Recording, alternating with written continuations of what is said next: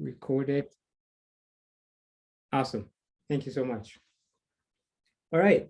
Welcome to this webinar / workshop. And this one is titled Building and Launching a 7-Figure SaaS App Without Spending Your Own Money.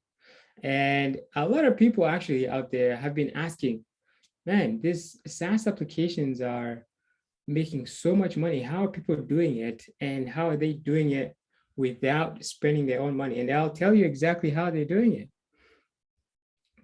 This whole webinar is all about that. I'm going to uncover the exact steps that people go through so that you'll be able to know what and where you should be focusing on.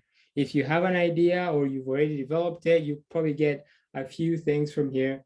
And I want you to take a piece of paper and write down as many things as you can, because I'm going to go through this very, very, very, very quickly here. Mark, that's a really good question about the marketing one. We will probably send that to you later on. That's it's coming up next month. And every month we do these webinars and we want to educate people. We're not charging anything. We just want you to be out there and be successful, honestly. And if you stay till the end, you yourself might even get a surprise at the end here, and you will get something along the lines of a bonus. I'm not going to say too much about that, but let's get into it. All right. So welcome everybody. And my name is Diakri Baishime. I'm the co-founder of DFY SaaS. And DFY SaaS is basically a done-for-you software as a service agency. We help people build, launch, and scale their SaaS products. And obviously, for me, it's all about being positive and kind to everybody, and also accepting who you are and others. And when I was coming up with this concept of this webinar, I realized that we've worked with so many people out there, and a lot of people are really, really confused as to what and where to go about it. SaaS is huge right now, huge. If you haven't seen the news, the IPOs are going left and right, and I don't want you to be left behind. With DFY SaaS, we worked with over 300 projects. We have a growing team of about 50 people. And honestly, I can say all these clients that we worked with, we've had to help them either with building their product or marketing it or even scaling it, right? So there's a whole bunch of things that go into building a SaaS application and launching it that a lot of people tend to miss. And honestly, if you do have any questions while I'm going through this webinar, please put them in the chat. I'll get to them when I can. And I want this webinar to be very, very interactive. So myself, I have a computer science degree. I was a programmer, and then I taught myself marketing. And in the marketing world, it's honestly one of those things that you think you can do it, but you can't do it until you can do it.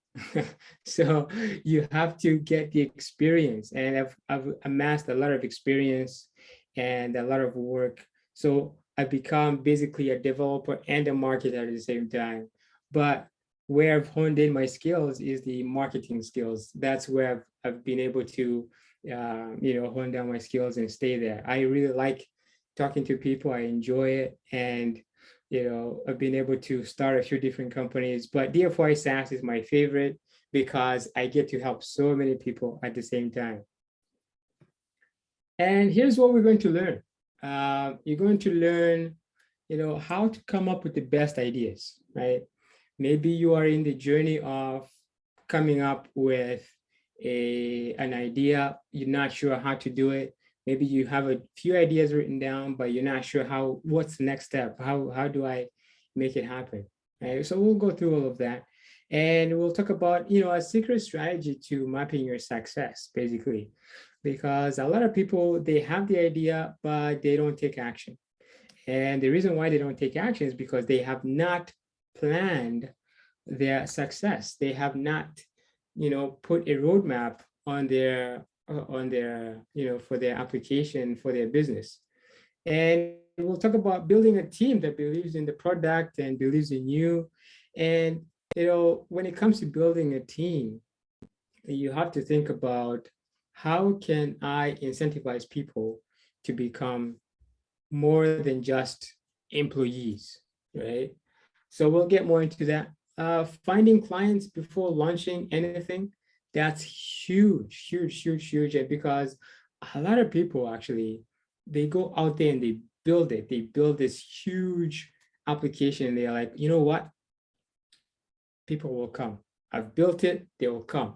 I just talked to somebody right before this meeting. He has built his application. Now he's like, now what? Where are my clients? Right?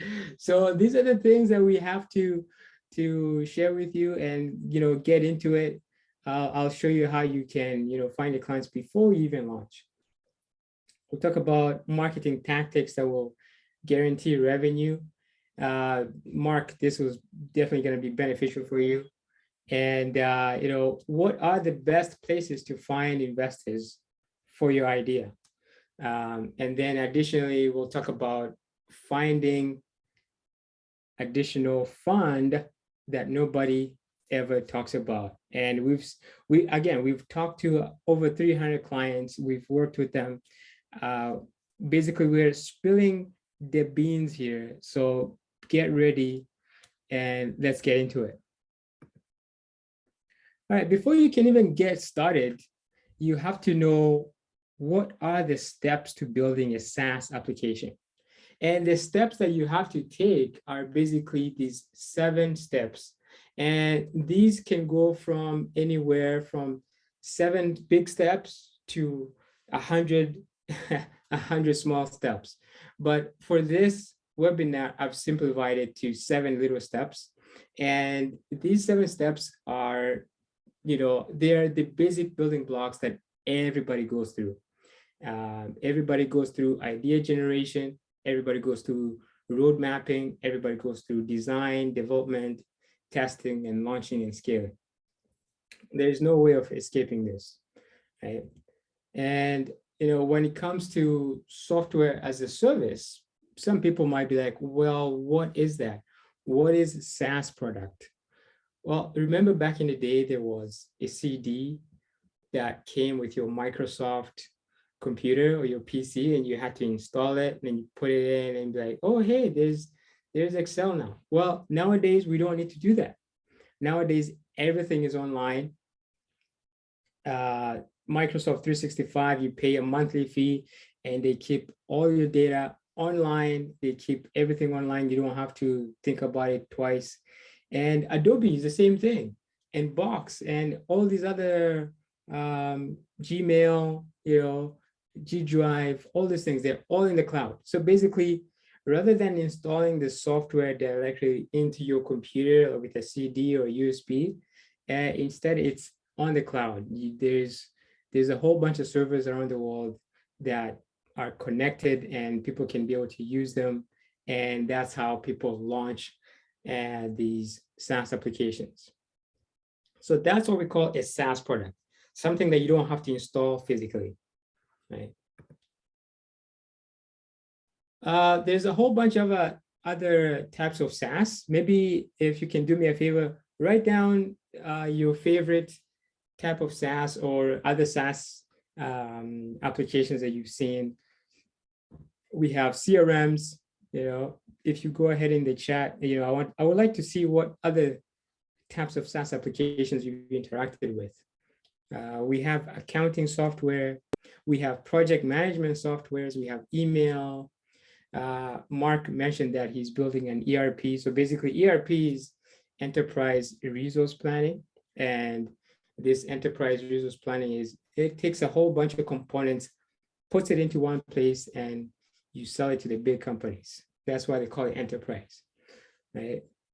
Anybody else want to chime in? Put in the chat. I want to see what your answers are there. Again, I said this is an interactive webinar, guys. Come on. I'm not seeing anything in the chat.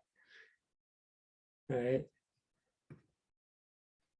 Okay. So the advantages of a SaaS solution. There are so many advantages out there, but these are the 4 advantages that people have when they're using SaaS applications.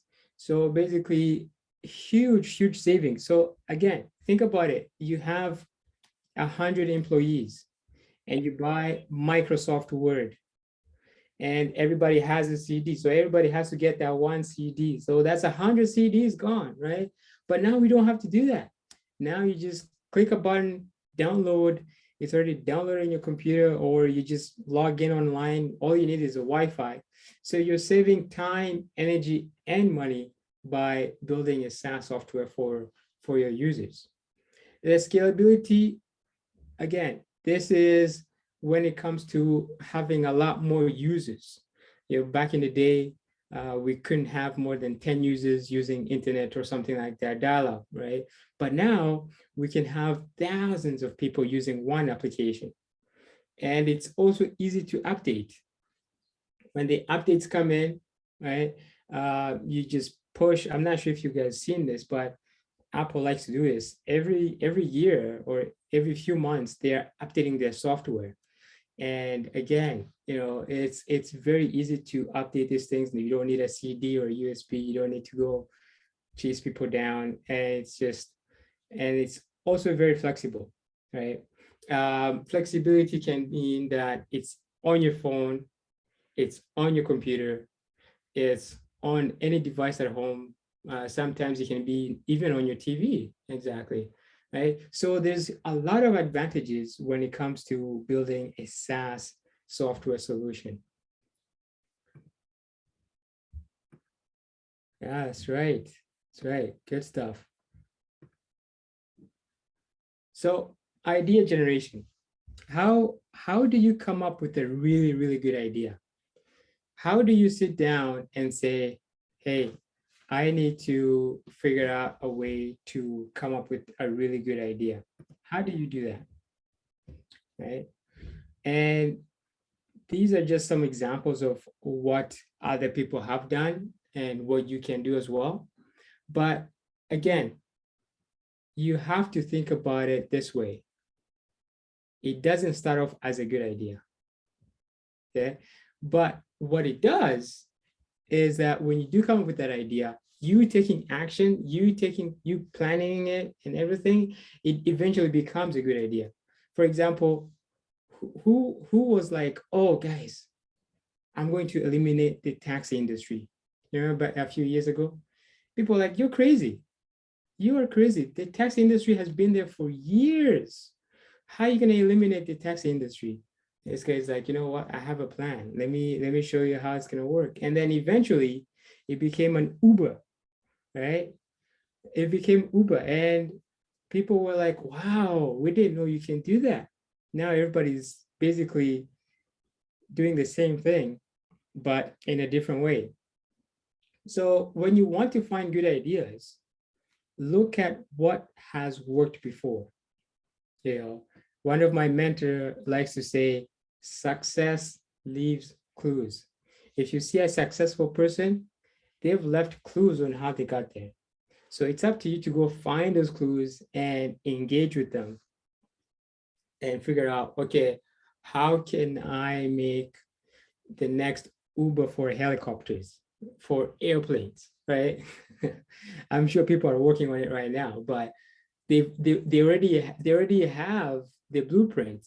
Uber has already done it. Now they just gotta follow that, and I'm sure they'll be very successful. So for you to come up with a really good idea, you have to see, first of all, how can I learn from the clues that successful people have left behind?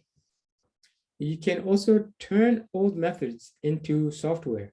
I'm not sure if you've seen this, but back in a few years ago, we used to have storage cabinets and we would put all kinds of papers in that storage cabinet, especially in the offices, and the whole office would be full of paper. But some people were like, wait a minute, what if we take all these papers and put them online? And that's when Box became a big thing. G Suite became a thing, Drive, Google Drive, right? Storage is huge nowadays, and people sell it. And it's just storage, but they still sell it, and a lot of people still buy it. It's like, wow, how did that happen? So turning old methods into software is a really good way to finding an idea. Solve your own problem. Maybe you are at work and you are very, very frustrated with some Excel spreadsheets that you have to do every single month. And it's very tedious and it takes hours and hours. And then, one day you're like, wait a minute, why can't I just make an application that I just click a button and it does all this for me, right? And a lot of people have done that. A lot of people have come up with ideas by solving their own problems. Hey, I want food right now, but I don't want to go outside. And that's where Uber Eats came from. That's where Skip the Dishes came from, right? And it's very interesting because when people like to solve their own problems, when you solve it, you know that it's going to benefit you, but again, it's also going to benefit other people. Look at what's around. What is around that you can make better? Remember those big stereos that we used to, walk around with? Guess what? All that is now in your pocket. Remember those big calculators we used to have in school? Guess what? That's now in your phone. So look around. What can you make better? What is something that you can say, hey, I can probably improve this, right? Jeff Bezos was like, hey, why do I have to go to the bookstore every time I want a book? Why can't I just buy it online? Amazon was born from that, right? So think of it that way. How else can you generate these ideas? And there's lots of ways you can do that. Right? So these are just a few that I was able to capture. But again, ideas are a dime a dozen. But the next thing that you have to think about is you have to figure out a roadmap. How are you going to take that idea and turn it into a successful product? Right? And this is where I usually advise, our clients, you have to sit down and think about, okay, if you're going to build a store that sells, say, glasses, for example. I just got these new glasses and really, really like them. But again, how can you make it easier for people, right? How can you make it so that they don't have to go into the store because you want to sell to the whole country, for example, right? And when you want to sell to the whole country, how can you make sure that when they do take those glasses, they're actually going to fit their head and everything? So you have to sit down and download everything. When I say download, basically just write down everything that's regarding your idea. What kind of features do you want on your idea? Do you want people to sign in? Do you want people to pay online? Do you want people to have coupons and discounts and all these things, right? Just write them down. And then after you write them down, make a roadmap. So what do I mean by a roadmap? So what's step one of step zero, basically? How can you go, this is an idea, how can you turn that idea into a viable product? And that's when you come down to, you scale down all those things that you've just written and you put them down and make them into a minimum viable product, right?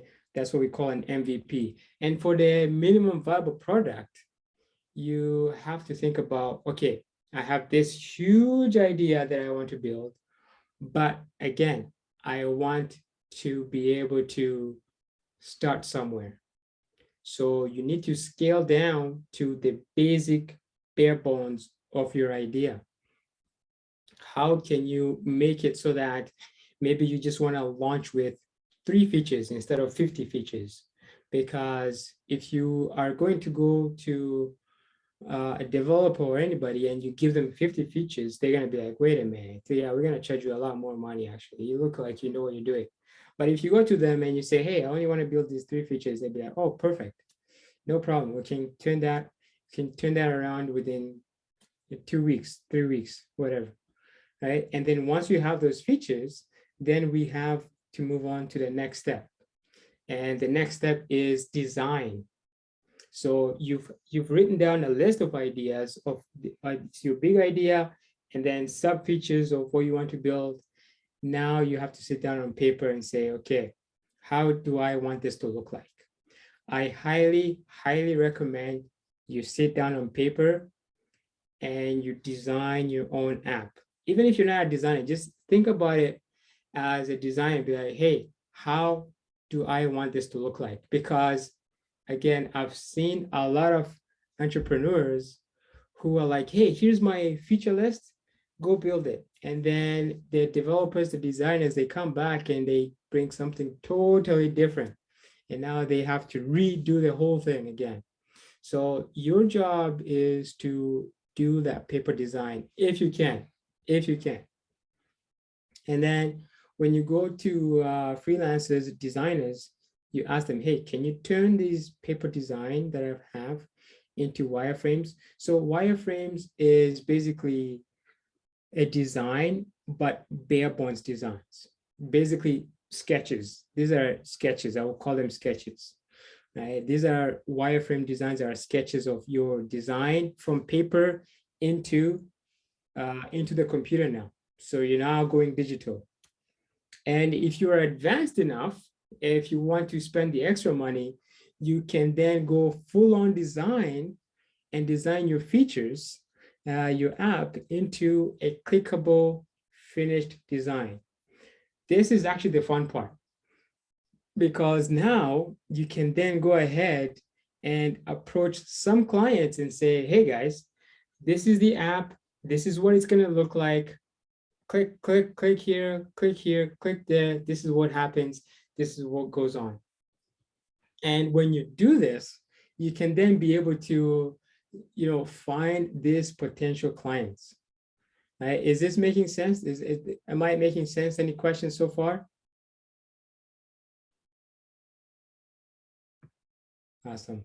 Let me know if you have any questions, because I really want you to be interacting here.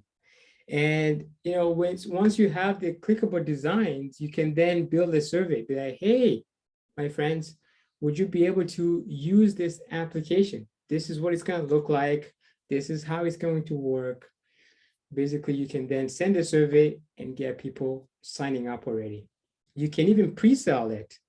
You can show a video, be like, hey guys, this is the video that I'm recording, and this is the app that I'm going to be releasing in a few weeks.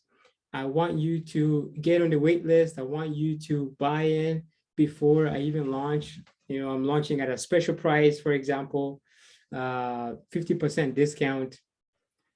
And I don't want you to miss out, because once I launch this, I'm going to be, making the price even higher. So this is how people find potential clients. I cannot tell you the number of people that I've talked to that have actually done this. And if you've done this, you are way more likely to succeed with your application, right? And the thing is that if you skip this step 3.1, if you skip it, you will have a little bit of a hard time.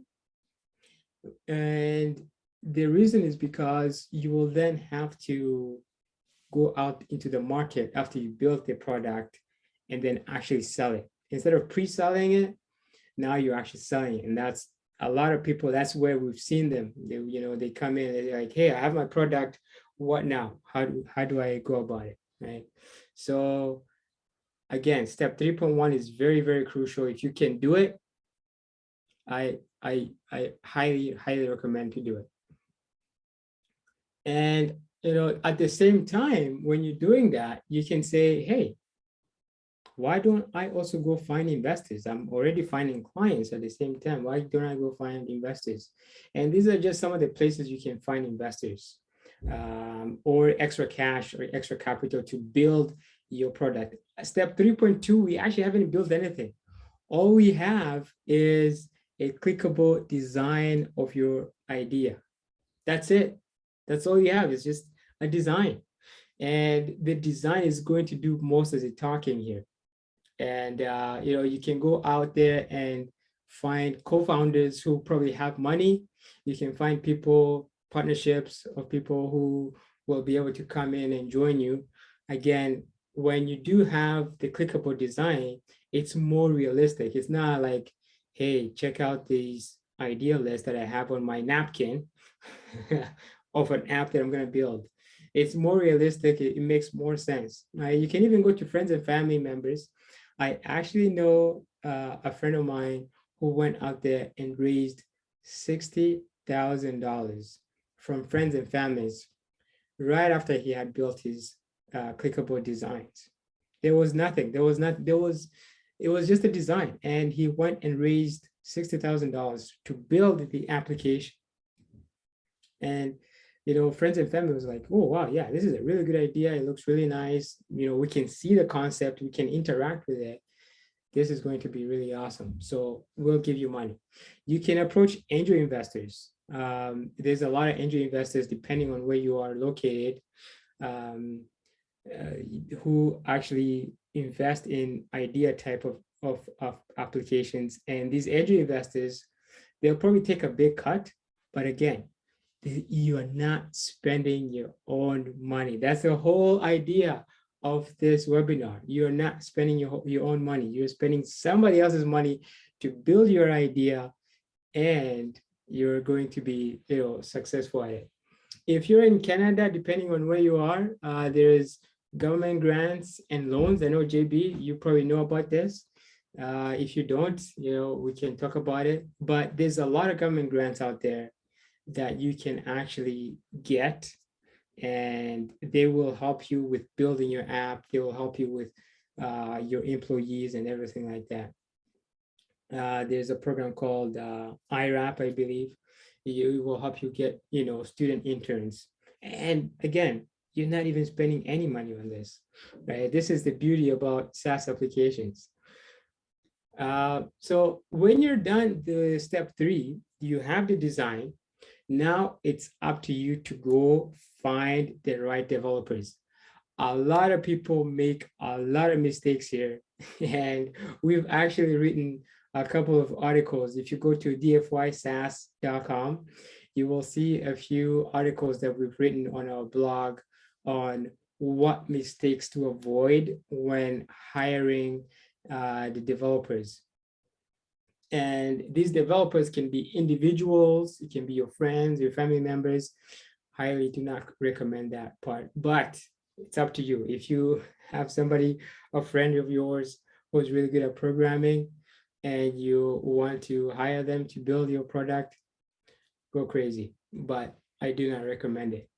And the reason why I don't recommend it is because there could be a lot of sticky tape agreements that come into play. Anyways, that's a whole nother conversation.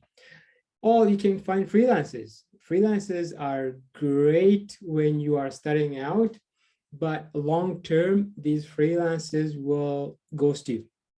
They will drop your application and find something better to do. I've seen a lot of our clients come to us and say, hey, I was in mid-project, everything was going good, but this person just ghosted me. They disappeared. What do I do? Like, hey, you probably should have talked to a qualified agency. And when it comes to agencies, there's also other problems that you might encounter. So you have to do your due diligence. And by doing your due diligence here, it will ensure that you do not get scammed and you do not get bamboozled. I know a lot of people who have gotten bamboozled a lot. And these agencies usually are not reliable. They probably hire other freelancers to work for them, and then these freelancers disappear, and then the agency has left with nothing, and you're left with nothing. So again, be very, very careful. If you want to read more about the mistakes that you should avoid, go to our dfysas.com website and you'll be able to read more on that. And let's say you found the developers and everything is going good. You have to make sure that you break down the project into milestones / sprints. So milestones are big, big projects that you say, hey, this is going to take 4 months or 4 weeks. So this is our milestone. But sprints can be, 1 week or 2 week sprints. So they are quite shorter milestones. It's basically the same thing, but a bit different. It's all about the time duration. And when you do find these developers and you break down your project into milestones, you have to make sure, again, I know a lot of entrepreneurs are always like, oh, wow, I wish I could just build my whole thing all together. No. You have to focus on your MVP. You have to focus on your minimum viable product, because if you don't do that, you're going to be stuck in development mode and nothing is going to move forward. And you're going to be spending money, your investors' money, adding more features instead of going out and actually finding clients after you build your MVP. So a lot of people tend to get stuck in this phase. And I'm just warning you guys, if you can write this down, warning, do not get stuck in the MVP stage, development stage, right? And a good practice that I highly recommend is constant communication with your developers or your freelancers or your friends. And when they're developing this application for you, make sure that you have daily or weekly stand-ups. So that means, hey, each week you say, hey, what's getting done, what's been done, where are we stuck, all these things. So making sure that wherever they're building, they're actually communicating with you in a constant basis. And communication is key, because again, if you don't communicate, people will do their own thing and they'll come back to you and give you a whole, you wanted a cheesecake, they're going to give you beans and rice and you'd be stuck, right? Any questions so far? Am I going too fast, too slow? Let me know. Put it in the chat. I want to see this. And when you're done with development, of course, you're never done with development, but when you think you're done, I would highly recommend that you test your product. Basically, test as you go, right? Test your product as you go. And this will help you evade a lot of headaches, because a lot of people are like, hey, this is just a simple app. It's a login, put up your project and pay, basically. And then have you tested the payment plan? Have you tested Stripe? Have you tested PayPal? Like, all these things have to be tested. So testing is what I would recommend. Get your friends to test your product. Ask them, hey, please break this application. Do all you can to break it. Insert some weird characters in this field. See what happens. Because a lot of people, when they make the apps, they forget to test. And when they launch, it becomes very embarrassing when it's all buggy and the clients are like, what is going on here? So make sure that you do an alpha test. That's for your friends. The beta test is for your people who are on the wait list, or the people you've pre-sold to. Be like, hey, here's my application now. It's almost ready to go, but I still want you to test it. So get them to test it, right? And then do a soft launch. A lot of people are usually like, I'm not going to launch my app until it's ready. Honestly, your app will never be ready. Your app will always need constant improvement. So I highly recommend that you do a soft launch. So what a soft launch is basically you find a few more people to use the app, people who were not on the wait list, people who did not pre-buy your product, and you get them to buy into the application and buy your application and start using it. And the soft launch is really good because it will help you, again, hone down on the bugs, figure out where your ideal customers are located. And this is before you start making noise on the internet. Any questions so far? Am I confusing anybody? Am I losing anybody here? Right. And step 6 is launch it, right? So now you feel like you're ready and you're saying, okay, I'm ready to go. Let's launch this app. Let's get at it. Let's move really quick. And before you can launch, I've seen a lot of people make this mistake. Make a plan. Please, please, please, please make a plan. How are you going to launch? Which channels are you going to launch to? Who are you going to launch with? Like, do you have any partners you can launch with? Do you have people that can support you? Do you have any PR articles going out? Make a plan. Make a plan before you launch it. That way, when you do launch, you're just executing action after action, right? And this is where preparation and taking action comes into play. You also have to make a splash when you launch. What do I mean by make a splash? Make a splash is a term that I want you to remember. I want you to feel like Coca-Cola. Coca-Cola is always advertising all the time. It's like, yeah, we already know Coca-Cola exists, but they're always advertising. So you have to be like Coca-Cola. You have to think like a Coca-Cola. Make sure that you're everywhere. LinkedIn, Facebook, YouTube, PR articles. Basically, just make sure where everybody and anybody is, you're there. If you can do that, if you can make that happen, that's even better. Get some influencers talking about you all over the place, if you can afford it. Get a lot of people talking about you and make sure that everybody knows that, hey, this thing is out. It's out now, it's ready to use, and let's go, right? So make sure that you do make a splash. If you don't make a splash, it's not a big deal. You can still launch slowly, but I would say if you do make a splash, a lot more people will be able to say, hey, this guy is doing something good. Let me check this out. It's like, have you seen applications on Product Hunt when they go there? It's like sometimes their servers can't even handle the number of users that are signing up. So that's the kind of splash I want you to make. And when you've done making the splash and you've launched, now it's time to do the boring work. So the boring work is showing the demos, booking the meetings, onboarding your clients, making sure that your customer support is ready to go. Handling all these customer support inquiries.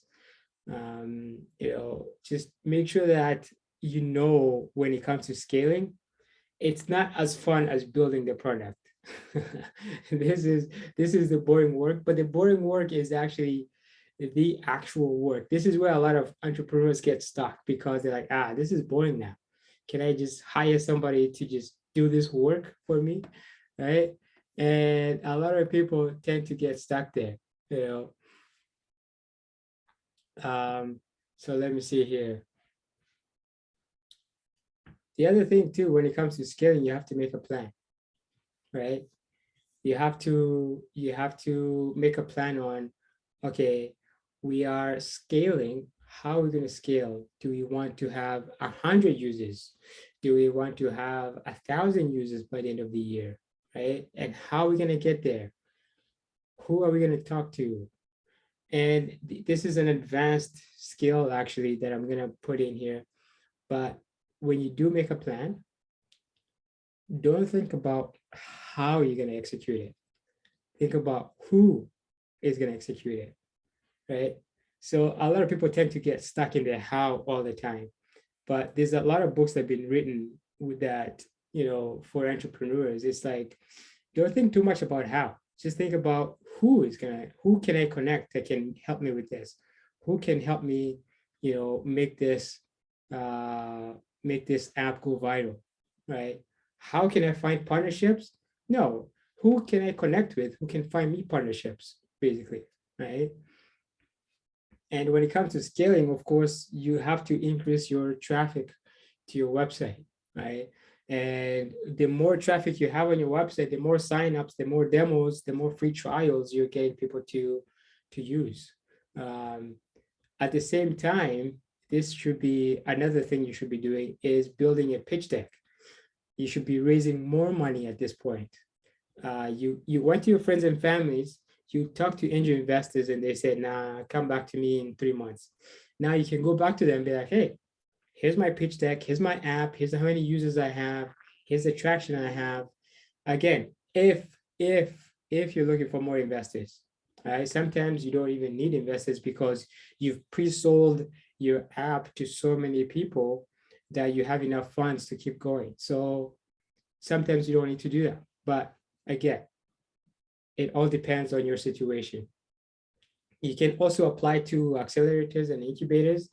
These are the connectors. They will connect you to potential investors. They will connect you to potential partners. And when you go through these incubators and accelerators, for example, Y Combinator, right? You're basically guaranteed success, unless if your product sucks. If you go to Y Combinator, you're it. You're it. Everybody's going to be talking about you, right? And here's a tidbit for Mark. Mark, I'm not sure if you're still in here, but when it comes to marketing, I would advise you to set up a SMART goal. I know a lot of people don't usually do this. They're usually like, oh yeah, I just need people to sign up. I just need free trials. I just need people to book demos. But exactly how are you going to go about it, right? How are you going to get these people? You have to make sure that your goals are specific, measurable, attainable, relevant, and time bound. And when it comes to these goals, it's like, do you want to be the authority in this category? Do you want to just educate people in this category? What do you want to do? What are your goals, right? And make sure you have a plan. So you have the goals, but then you also have a plan to execute those goals. And when you do have the plan, again, it's back to who, not how, right? And you can also use some organic traffic. If you can do some paid traffic. Now, people will be like, what is organic traffic? Organic traffic to your website or your application is people visiting your application that you do not have to pay money for, right? So that's organic traffic.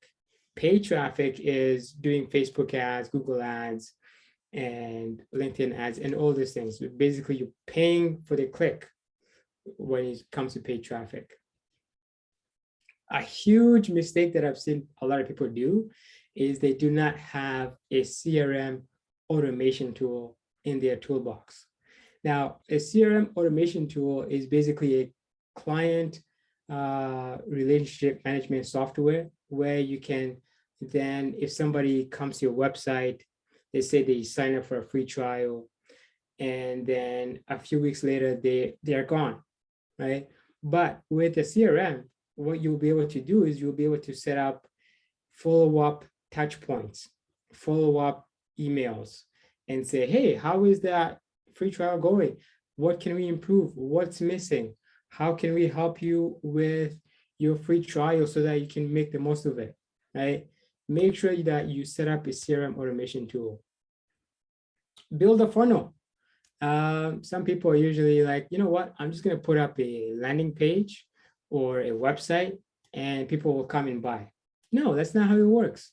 You have to take people through a journey. Before they even come to you, they have to go through a certain journey, and then you will then be able to sell them the product. So for example, they'll find you on Instagram, okay? They'll click the link in your bio. okay? And the link in their bio will then take them to your website or your landing page. And from there, you will then be able to say, okay, do you want a free trial? Do you want something for free? What can I offer you so that you can keep interacting with my software? So this is where a funnel comes into play. Again, there's a lot of things that we can go into here in regards to marketing, but I'm going as quickly as I can because there's a whole bunch of things to cover. We will be doing monthly webinars like this and just giving out free content, and we will be able to go in depth on some of these things. Build a fan base. A lot of people don't think about this, but the people who were on the wait list, the people you pre-sold to, those are your fans. Turn them into salespeople, right? Turn them into salespeople. Be like, hey, I know you signed up at a 50% discount, but if you go out there and get 2 or 3 more friends using the app, I'll give you XYZ, for example. I'll give you another discount. You will be the first to use this feature, something like that. Build a fan base so that people are talking about you everywhere, especially your first clients. Those are going to be your best bet at building that fan base. Again, it all comes down to the follow-ups. Make sure that you're following up with your potential clients, with your prospects, and make sure that you are getting into a routine habit of following up on daily, weekly basis, basically. Because in marketing, somebody has to go through 7 touch points before they can actually buy, right? That's just the average. And if you think about those 7 touch points, it's like, hey, they saw you on Instagram, they came to your website, and then they never came. How do you expect them to buy? They'll never buy because those were only 2 touch points. It was not enough to convince them. So figure out a way to get those touch points in there. So again, are you excited? Who's excited for this? Did I go through too much information here? I just want to know how you feel about it. What kind of information have you gathered so far? What kind of questions do you have so far? Are you excited? Put that in the chat. I want to see your answers here, because I want to see if you're able to see the value that we're providing for you here, right?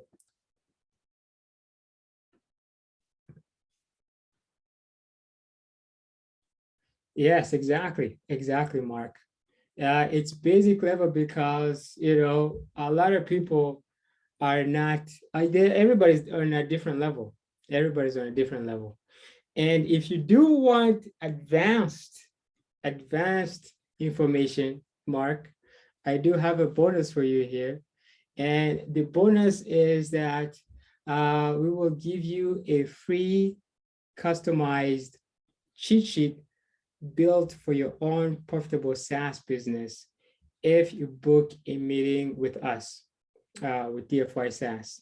So we'll sit down with you for half an hour and we'll figure out, hey, how can we make your software profitable?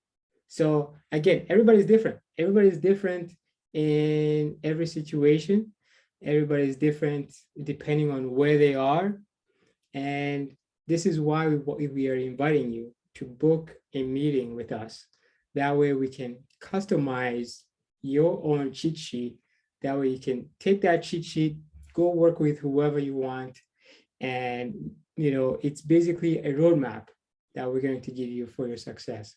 I've sat in a lot of meetings with a lot of potential clients, and the thing I like to do, I like to give them ideas. I like to give them ideas in that wherever you are in your journey, you will be able to go ahead and be successful if you implement those things. So I'm willing to sit down with you.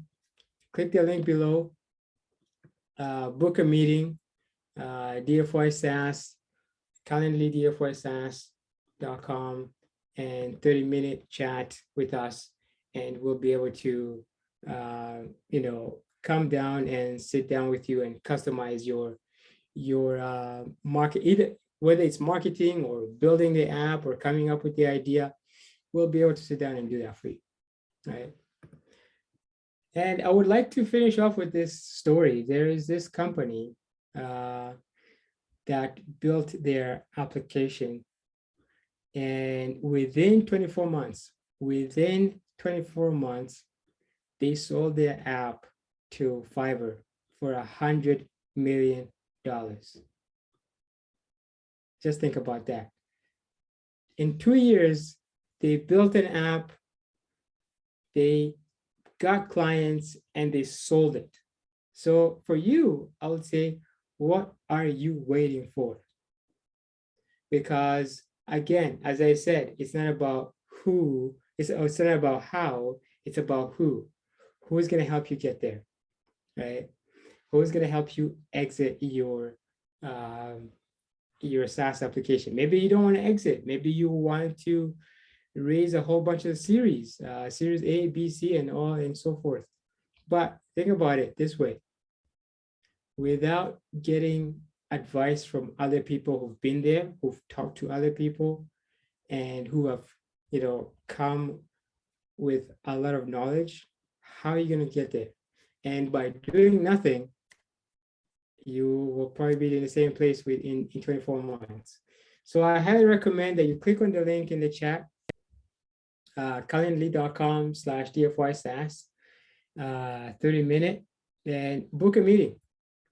And when you book a meeting, we will then be able to help you there. All right, so thank you for joining this webinar. I would really like to keep in touch with everybody who was able to show up. And this is the Q&A session now. Let's start discussing what kind of questions do you have? I know it was too basic, but what kind of custom questions would you like to have for those who are still in here? You can either raise your hand in your emoji reactions, and then you can unmute yourself, or you can just put it in the chat. Any questions? JB, any questions? Mark?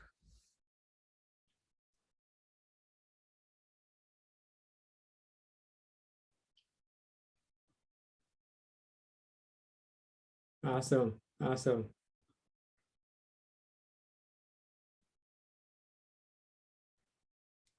Anybody else? I have a question for you, Mark. What's your goal? What's your goal with your app? Where do you want to take it?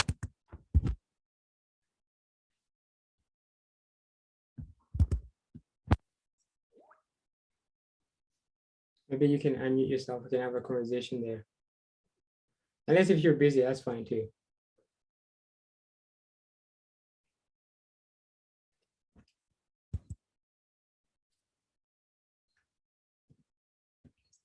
Somebody's asking how much percentage can we give to? Oh, that's a really good idea. Good question.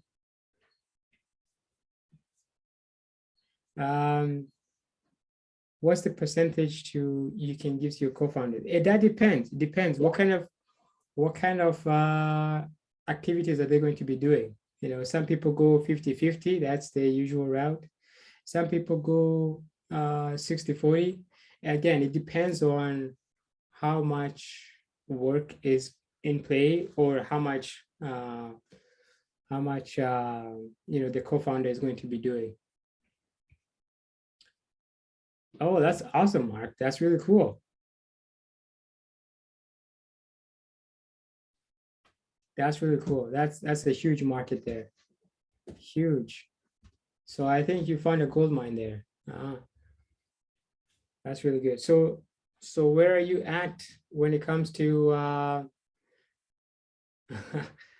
to clients and development and everything? All right, it's good stuff. Yeah, this is good. So yeah, that's really cool. That's really cool, Mark. I like it. Now, 3 to 5 million is a lot.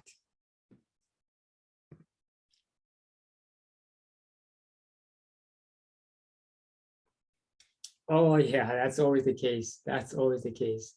Yeah, with ERP, you definitely have to make sure that your application is airtight.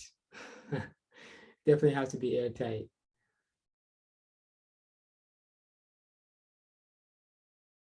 Oh wow, September. Wow. Hey, but at least you have those 5 clients floating you through the development process. So that's really good. Wow. Yeah, that's awesome. Maybe what you can do, Mark, is you can get those 34 people who are in the waiting list and just let them in one by one and see what they think, right? And that could be a potential way for you to um, start earning revenue before you even launch, right? Just a thought.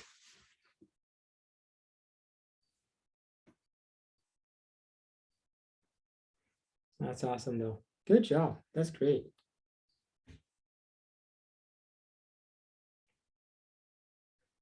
Yes, that's always the bugger. You always have to sort of perfect it, but not really perfect it, right? A lot of users are asking a lot of, because they don't want to use a buggy app at the same time. So that's understandable, totally understandable. Yeah. One of our clients, it took them two years to have a fully functional app before they could go live. So it is a tough job, especially in development. But it's worth it though. After you launch, it's gonna be worth it. It's gonna be really worth it. Awesome. Did I miss any other questions? Let me just scroll up here. Let me see if I missed any questions.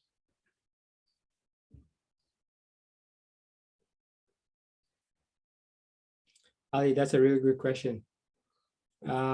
A lot of founders go with freelancers because, first of all, they're easy to find and they're cheap, right? But again, you get what you pay for, right? You get what you pay for. And that's one of the things that a lot of people forget.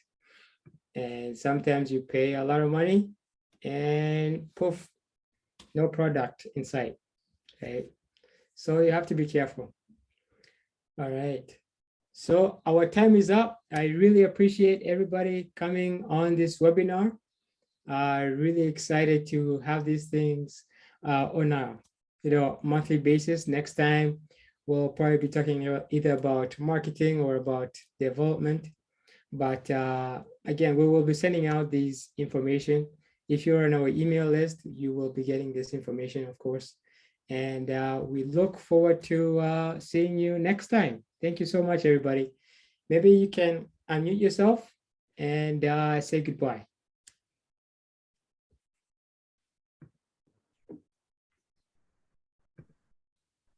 All right.